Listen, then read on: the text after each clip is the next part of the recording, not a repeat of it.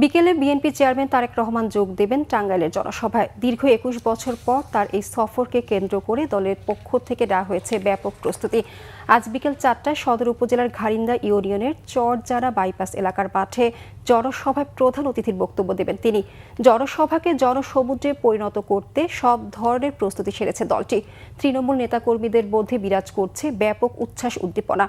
এর আগে ১১ জানুয়ারি টাঙ্গাইলে মজলুম জননেতা মাওলানা আব্দুল হামিদ খান ভাসানীর কবর জিয়ারত করার কথা থাকলেও তা স্থগিত করা হয়। ২৯ জানুয়ারি রাজশাহী থেকে সফর শুরু করে উত্তরবঙ্গের বিভিন্ন জেলায় নির্বাচনী জনসভায় যোগ দেন তারেক রহমান।